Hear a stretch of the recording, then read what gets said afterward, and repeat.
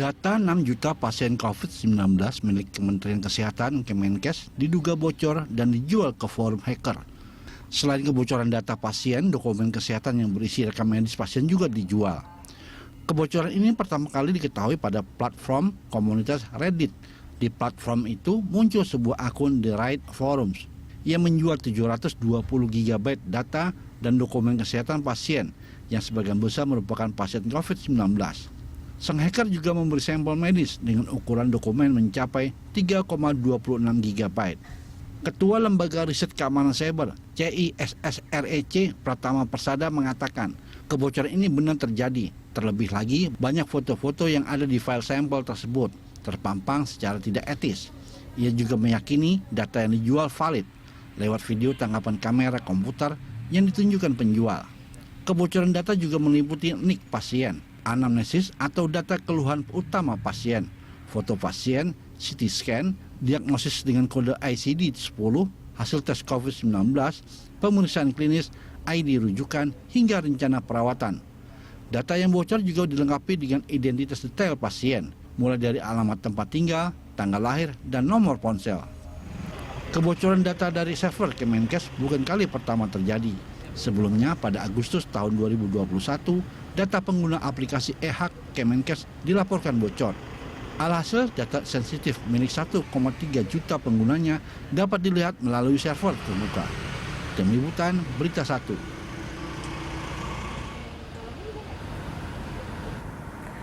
Lagi data pribadi WNI bocor. Itulah Morning Talk kita pagi ini, dan untuk membahasnya kita telah terhubung dengan Pratama Persada, Ketua Lembaga Riset Keamanan Siber SSREC atau SISREC. Saya ingin sapa terlebih dahulu. Selamat pagi Pak Pratama. Selamat pagi Mbak. Oke Pak, lagi nih Pak, 6 juta data pasien COVID. Ini kita ingat ya, terakhir 1,3 juta data dari e-hack. Ini miris sekali Pak, karena ini kan kita sedang berjuang di tengah pandemi COVID-19, kemudian data-data pasien COVID ini kemudian bocor. Semalam kami mengkonfirmasi kepada Kementerian Kesehatan dan katanya ini masih ditelusuri. Kalau dalam penelusuran Anda seperti apa Pak? Ya, jadi dari 720 GB file size data ini diklaim ada 6 juta data pribadi di dalamnya. Kita sudah cek sih memang kebetulan si hackernya ini bisa perantara ya, karena dia menjual data ini di forum internet begitu. Mereka menjual secara lengkap dan memberikan sampel video, sampel file begitu. Setelah kita cek memang datanya sangat valid sekali begitu. Dan kalau kita lihat di dalamnya banyak sekali informasi rujukan di dalam data-data ini begitu. Nah, kemudian saya coba ngecek nih informasi rujukan ini. Kemudian saya dapatlah sistem informasi rujukan terintegrasi SISRUT Kementerian Kesehatan RI begitu. Kemudian saya coba cek, saya cari datanya, ternyata field di dalamnya itu sama dengan sistem SISRUT yang dimiliki oleh Kementerian Kesehatan gitu. Jadi walaupun Kementerian Kesehatan masih belum memberikan pernyataan begitu, tapi saya yakin ini datanya ada dari Kementerian Kesehatan. Kenapa? Karena tidak mungkin kalau data ini dari rumah sakit daerah, karena di dalamnya ada ribuan rumah sakit gitu, data rumah sakit begitu yang terkumpul menjadi satu gitu. Nah, ini menjadi pelajaran yang cukup berat buat Kementerian Kesehatan, karena berkali-kali mengalami kebocoran data, dan ini kan data masyarakat ya Mbak ya, artinya data yang harus dilindungi. Di dalamnya kalau kita lihat dari sampel datanya itu luar biasa mengerikan gitu. Di dalamnya ada gambar-gambar yang harusnya tidak bisa kita lihat, karena di situ ada gambar-gambar foto pasien, kemudian ada gambar-gambar rekam medis, ada banyak sekali data-data yang harusnya itu menjadi rahasia. Nah, kalau ini sampai bocor, saya tidak membayangkan bagaimana nanti si pasien ini begitu, karena data-datanya kan jadi keluar. Dan data yang di dalamnya juga sangat banyak sekali, mulai dari info data pribadi pasien, kemudian data penunjang laboratorium, dan data rujukan pasien. Lengkap sekali sebenarnya isi datanya gitu. Ini pelajaran tamparan keras gitu.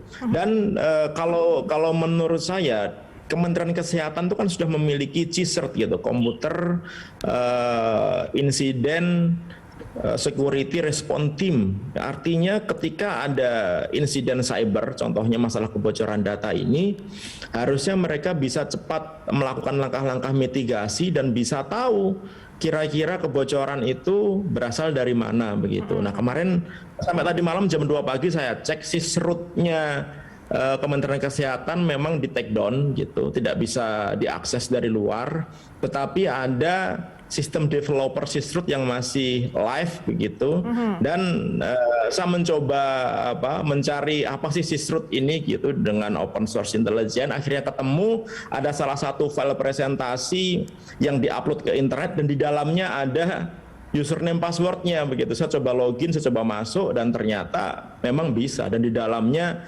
datanya mirip sekali dengan data yang bocor ini, Mbak. Oke, berarti termasuk username dan juga password juga bocor ya Pak ya? Kalau username dan passwordnya tidak ada sih ya kalau di data yang dijual itu gitu. Tetapi di internet ada username dan password yang bisa kita gunakan untuk masuk ke dalam sistemnya Kementerian Kesehatan gitu. Oke, Pak, kalau berbicara soal penyebab sebetulnya, ini bagaimana sih kemudian masyarakat melihat penyebab ini? Kenapa kemudian ini berkali-kali terjadi? Bukan hanya di Kementerian Kesehatan, tapi juga di lembaga-lembaga yang lain begitu. Bahkan di perusahaan-perusahaan, kemudian ini juga terjadi kebocoran data ini. Sebetulnya bagaimana menggambarkan penyebabnya? Apakah ini murni karena mungkin servernya atau sistemnya? Saya tidak tahu apa istilahnya di IT seperti apa. Tapi apakah hanya bisa dilihat di satu sisi saja, Pak? Atau mungkin ada penyebab-penyebab lain ya? SDM mungkin? Ya, jadi kalau kita berbicara masalah penyebab kebocoran data ini ada dua. Yang pertama adalah si hackernya memang pinter, jago gitu, sehingga dia dengan ilmunya, dengan toolsnya dia bisa melakukan penerobosan dalam sistem targetnya. Yang kedua, sistem keamanan yang dimiliki oleh target ini sangat lemah sekali. Dan kebanyakan di Indonesia ini adalah nomor 2 gitu. Sistem yang dimiliki lembaga atau organisasi ini yang mereka melakukan pengumpulan data, penyimpanan data itu sangat lemah sekali. Nah, ada beberapa faktor yang menyebabkan kebocoran ini. Yang pertama adalah faktor teknologi gitu. Komputernya tidak diamankan dengan baik, kemudian servernya tidak diamankan dengan baik, tidak ada defense-nya, firewall-nya, policy-nya tidak disetting dengan baik, dan lain-lain gitu. Yang kedua SDM-nya. SDM-nya kadang-kadang mereka tidak sadar bahwa keamanan cyber itu harus dilakukan oleh seluruh orang yang ada di dalam satu organisasi tersebut gitu. Kalau ada satu saja yang tidak peduli dengan keamanan cyber, orang itu bisa digunakan untuk celah masuk si hacker ini. Contohnya di dalam kasus kebocoran data 6 juta data ini di Kementerian Kesehatan gitu. Saya bilang Kementerian Kesehatan karena memang data ini dari Kementerian Kesehatan begitu. Nah, si hacker ini mengklaim bahwa dia berhasil masuk ke dalam sistem Kemenkes ini karena dia mengeksploitasi salah satu pegawai Kementerian Kesehatan begitu dengan social engineering, mengirimkan malware, dan akhirnya dia berhasil masuk ke dalam sistemnya Kementerian Kesehatan sehingga dia bisa melakukan pencurian data dan mengambil data-data yang ada di Kementerian Kesehatan. Kemudian yang terakhir adalah polisi.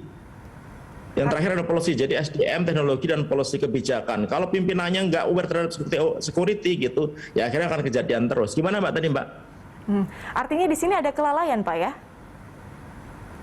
Kelalaian atau tidak kelalaian itu nanti ditentukan oleh tim digital forensik sebenarnya gitu. Makanya sebenarnya di Indonesia ini kita harus punya undang-undang perlindungan data pribadi gitu. Lembaga yang punya otoritas melakukan pemeriksaan, kemudian dia akan memberitakan kepada kita, ini bocornya karena si hackernya pinter atau si lembaganya yang terlalu lemah sistemnya gitu. Kalau hackernya terlalu pinter, lembaganya sudah melakukan pengamanan secara maksimal, ya apa boleh buat karena memang tidak ada sistem yang 100% aman begitu.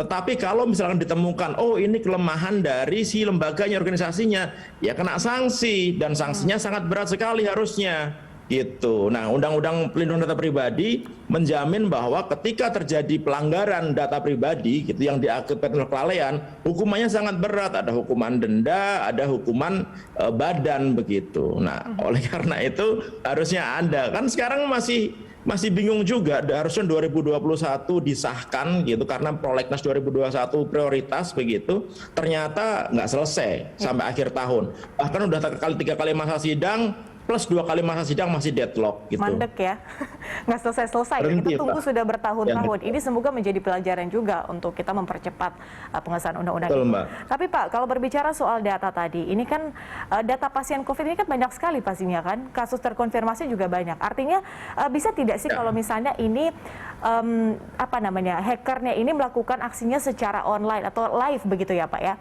Artinya misalnya, saya beri contoh, ada salah satu orang begitu yang melakukan tes COVID misalnya, yang tadinya hasilnya positif, kemudian dinegatifkan, Pak. Ini kan bahaya sekali kalau misalnya mereka lalu lalang, Pak. Ini bisa tidak sih terjadi seperti ini? Ya bisa banget Mbak. Hacker kalau berhasil masuk ke dalam satu database begitu, kemudian dia punya akses root adminnya, dia bisa ngerubah apa saja. Nggak cuma di situ, orang kalau hacker berhasil masuk bank, dia bisa juga ngedit apa saldo bank juga bisa gitu. Apa aja bisa dilakukan di situ. Tetapi untuk kebocoran data saat ini yang 6 juta ini, itu bukan hanya dari COVID Mbak. Okay. Itu namanya dari semua penyakit kalau yang saya lihat dari sampelnya ya gitu, mulai dari jantung sampai COVID sampai ada luka-luka patah dan lain-lain begitu. Ini bukan hanya data COVID begitu. Dan kan ada yang kemarin dia bilang bahwa ini data dari BPJS Kesehatan, bukan dari BPJS Kesehatan gitu. Memang mekanisme sistem informasi rujukan terintegrasi ini ada hubungannya dengan BPJS Kesehatan karena rujukan ini kan nanti ya di cover asuransi apa tidak begitu kan gitu. Tapi ini bukan sistem yang dimiliki oleh BPJS Kesehatan, beda. Gitu. Oke, jadi bukan hanya data COVID-19, tapi juga data-data pasien lain yang memiliki penyakit tertentu juga ada begitu ya Pak? Ini malah semakin mengkhawatirkan. Saya pikir juga tadi hanya data COVID-19, tapi ternyata ada juga data-data seperti itu. Nah Pak, ini berbicara soal data ini kemudian, bagaimana nasib masyarakat terkait dengan bocornya data ini? Apa yang harus dilakukan? Nggak ada Mbak, masyarakat hanya bisa menjadi objek penderita di sini. Nggak bisa kemudian minta tolong dong data saya jangan dipublikasikan, jangan dibocorkan, nggak bisa gitu. Makanya yang selalu rugi ketika terjadi kebocoran data itu adalah masyarakat begitu. Oleh karena itu lembaga yang melakukan pengumpulan data, pemrosesan data begitu harus memang bertanggung jawab. Kalau sekarang kan nggak ada di Indonesia. Apa tanggung jawabnya? Misalkan BPJS Kesehatan bocor nih, Polri bocor, kemarin data IHEC bocor, ya kan, BRI Live bocor. Tanggung jawabnya apa? Nggak ada. Karena aturan yang ada di Indonesia saat ini adalah aturan yang menurut saya kayak aturan hukuman untuk anak SD gitu. Hukumannya itu cuma peringatan lisan, kemudian peringatan tertulis, kemudian dihentikan sementara jika terjadi benar-benar terjadi kebocoran data dan diumumkan di platform online gitu. Tapi sampai saat ini cuma sampai nomor 2 aja di peringatan tertulis gitu. Setelah itu hilang. Nggak ada infonya lagi. Coba sekarang kita lihat apa yang terjadi dengan BPJS Kesehatan. Nggak ada tuh sekarang tuh infonya. Apa yang terjadi dengan BRI Live? Apa yang terjadi dengan Tokopedia? Apa yang terjadi dengan Bukalapak? Nggak ada, jelas-jelas data kita itu bocor. Dan kebocoran data ini akhirnya dimanfaatkan orang-orang yang bertanggung jawab untuk apa? Untuk merugikan masyarakat. Datanya dipakai untuk pinjaman online ilegal lah, dikirim SMS spam lah, dompet digitalnya diambil alih, rekeningnya diambil alih, dan lain-lain gitu Mbak. Pak, nggak boleh dibiarkan nanti kalau menurut saya ini. Oke Pak, apakah ini bisa saya katakan bahwa Kementerian Kesehatan ini kemudian menyimpan database di internet? Itu betul ya Pak ya? Begitu ya? Iya, istilahnya. Oke. Nyimpen datanya di servernya Kementerian Kesehatan, tapi servernya itu terkoneksi di internet. Nah, artinya ini tidak terenkripsi atau bagaimana Pak penjelasannya? Ya kalau bisa dibuka seperti ini udah jelas tidak terenkripsi Mbak. Kalau misalkan Kemenkes aware terhadap security gitu ya, datanya di-encrypt atau disandi gitu. Mungkin si hacker berhasil masuk ke dalam sistemnya Kementerian Kesehatan. Tapi begitu mencuri datanya, dia nggak akan bisa buka datanya. Nggak bisa baca datanya karena semua datanya dalam bentuk teracak atau terenkripsi gitu. Nah ini kan tidak dilakukan. Kebocoran data IHEC tidak dijadikan pelajaran oleh Kementerian Kesehatan untuk mengamankan data-data yang lain. Ini kan sistem informasi rujukan terintegrasi ini kan sebenarnya fitrahnya itu baik gitu untuk memberikan layanan kepada seluruh rumah sakit. Kalau misalkan nyari rujukan rumah sakit, nggak selalu dibilang rumah sakitnya itu penuh, nggak ada kamar gitu. Ya kan, karena sistemnya nasional. Sehingga apa? Sehingga kita bisa tahu, oh di rumah sakit A ini masih ada kamar kosong, kita bisa ke sana gitu. Atau misalkan, oh kita nggak ada alat yang cukup bagus, kita ke rumah sakit B, di sana ada alat yang bisa membantu pasien ini untuk diobati di sana gitu. Sebenarnya sistemnya bagus, tetapi sistem yang bagus ini tidak dibarengi dengan penyimpanan data yang aman gitu. Akhirnya jadi nggak bagus, ya kan? Kan bikin sistem yang bagus tapi datanya bocor, malah bukan menguntungkan masyarakat, jadi malah merugikan masyarakat. Saya nggak kebayang ya kalau misalkan data ini benar bocor, karena di situ detail sekali tuh, namanya siapa, nomor kontaknya berapa, rumahnya di mana, di rumah sakit apa, ada gambar rekam medisnya dia, ada gambar foto-foto dia ketika sakit gitu. Ini luar biasa sekali. Nah, Pak, data-data yang cukup sangat-sangat krusial tersebut itu bisa digunakan kalau ada orang, ada oknum gitu yang menyalahgunakan itu bisa digunakan untuk apa saja sih, Pak? Iya dong, minimal untuk penipuan lah. Dia ngaku dokter kayak, ngaku dari rumah sakit kayak, bilang bahwa oh ini Bapak harus dirawat lagi, Bapak butuh obatnya ini, Bapak nanti transfer duit segini dulu ya Pak ya, karena kita butuh nyiapin obatnya dulu, kalau nggak Bapak nggak bisa diobati gitu. Kan bisa seperti itu, iya kan? Bisa banyak caranya gitu. Atau orang nawar-nawarkan produk kesehatan sesuai dengan sakitnya dia gitu, itu bisa juga. Oke. Apalagi ketika data ini sangat lengkap sekali gitu. Saya bilang bahwa dengan nomor handphone saja Mbak, kita bisa tahu sih orang nomor ini punya dompet digital apa, punya OVO kah, punya Dana kah, punya GoPay kah, punya apakah gitu. Nah itu kalau si kriminalnya ini agak pintar, itu bisa di take over gitu. Oke, Pak, dengan bisa dikatakan regulasi yang masih abu-abu ya Pak ya, kita nggak tahu ini bagaimana kelanjutannya, tapi artinya siapa yang harus bertanggung jawab di sini? Yang harus bertanggung jawab ya wali datanya lah. Harusnya Kementerian Kesehatan lah di sini bertanggung jawab begitu. Nah, tapi pertanggungjawaban di Indonesia kan saya bilang tadi, pertanggungjawaban yang sebenarnya nggak ada hukumannya gitu. Ngaku bocor aja sudah bagus untuk saat ini ya gitu. Ya saya bocor, saya mohon maaf kepada masyarakat Indonesia, itu udah bagus gitu. Karena memang belum ada hukumannya gitu. Makanya kita wajib nih sebagai masyarakat Indonesia mendukung agar undang-undang perlindungan data pribadi ini bisa digolkan, sehingga nggak cuma minta maaf mereka, tidak cuma kalau saya bilang play victim gitu. Mereka juga seringnya itu lembaga yang terjadi kebocoran ini baik di pemerintah ataupun swasta bilang bahwa saya juga korban peretasan. Nggak bisa kayak gitu dong. Anda ini sudah dapat untung dari data yang Anda simpan data masyarakat. Harusnya Anda mengamankan dengan maksimal gitu. Nah, di Indonesia belum ada Mbak hukumannya. Jadi walaupun ketahuan gitu bahwa bocoran ini dari Kemenkes gitu, belum ada hukumnya buat Kemenkes gitu. Oke, kalau memang belum ada hukumnya, belum ada undang-undangnya, regulasinya juga masih belum jelas, kemudian langkah mitigasinya seperti apa? Kita akan bahas di segmen berikutnya Pak Pratama. Tetaplah bersama kami Good Morning Jakarta, segera kembali.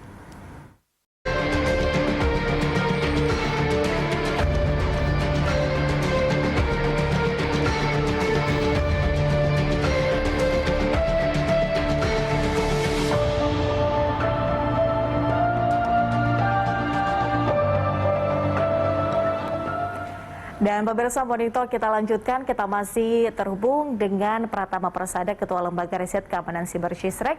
Pak Pratama, kita lanjutkan. Nah, ini kan di segmen sebelumnya sebetulnya kita sudah sedikit membahas soal langkah-langkah mitigasi yang harusnya dilakukan. Tapi kalau melihat era sekarang ini Pak, semuanya sudah serba go digital begitu ya.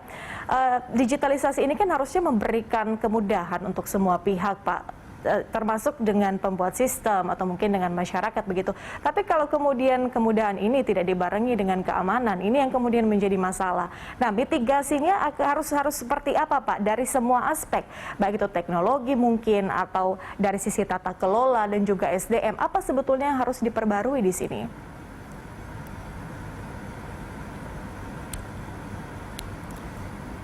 Maaf. Sebenarnya begini. Sebenarnya kalau kita berbicara masalah mitigasi, Kementerian Kesehatan itu sudah punya CSIRT yang tadi saya bilang gitu, bahwa CSIRT itu memang dibangun untuk hal-hal seperti ini jika terjadi insiden siber seperti ini begitu. Jadi harusnya begitu ada info masalah kebocoran data segera dieksplorasi kira-kira sistem mana yang bocor. Kemudian setelah sistem mana yang bocor, kemudian dilakukan langkah-langkah penutupan celah-celah yang bocor, dilakukan scanning, kira-kira ada malware nggak, ada tools-tools yang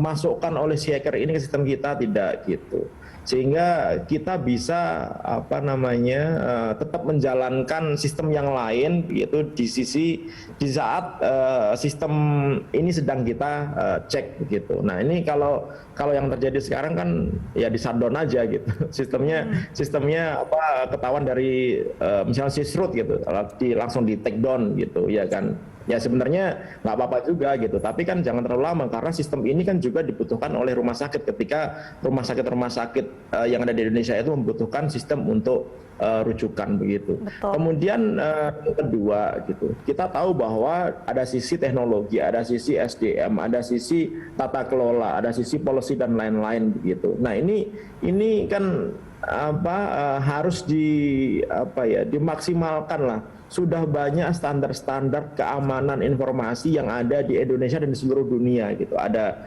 ISO 27001, ada sistem keamanan standar keamanan sistem informasi yang dibuat oleh Badan Siber Sandi Negara dan Badan Standar Nasional, ada COVID dan lain-lain begitu. Yang jadi masalah adalah kadang-kadang karena tidak ada konsekuensi kalau tidak menggunakan keamanan maksimal itu tidak apa-apa gitu, akhirnya mereka merasa bahwa ya sudahlah yang penting sistemnya jalan. Nah yang penting sistemnya jalan ini yang jadi masalah gitu. Tadi kata Mbak benar bahwa sistem ini membantu kita gitu, teknologi ini membantu kita untuk memudahkan aktivitas kehidupan kita gitu. Tapi ketika tidak diamankan dengan baik, akhirnya malah menjadi bencana gitu. Oleh karena itu ketika kita berbicara masalah mitigasi, ya harus dicek benar yang bocor itu apa saja gitu. Kemudian jangan sampai kebocoran ini merembet ke sistem yang lain. Karena begitu orang berhasil memasukkan backdoor ke dalam satu sistem dan sistemnya itu kadang-kadang tidak dipisah gitu, servernya satu tapi di dalamnya ada banyak data gitu, ya bisa kena semuanya gitu. Nah itu harus kita isolasi, data-data yang lain harus kita isolasi sehingga tidak ikut bocor begitu.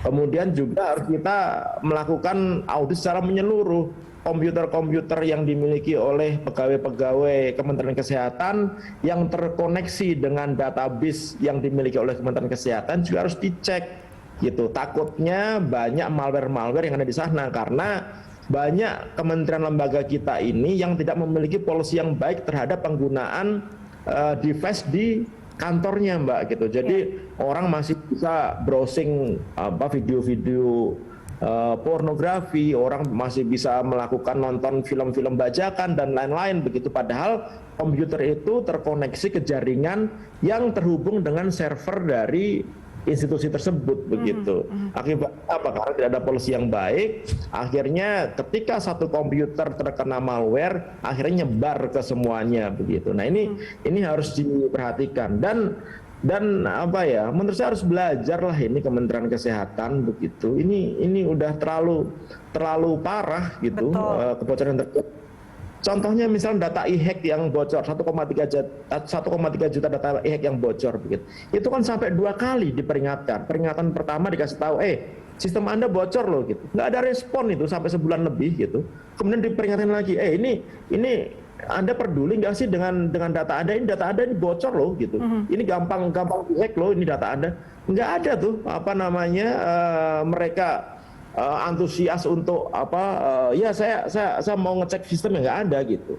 Setelah si hackernya ini kontak ke Badan Siber Sandi Negara gitu, baru akhirnya terjadi tindakan walaupun terlambat ya 2 hari baru melakukan takedown. Ini juga sama Mbak, password yang saya dapatkan untuk masuk ke dalam sysrootnya Kementerian Kesehatan ini juga ada di salah satu file PowerPoint gitu yang di-share oleh Kementerian Kesehatan gitu.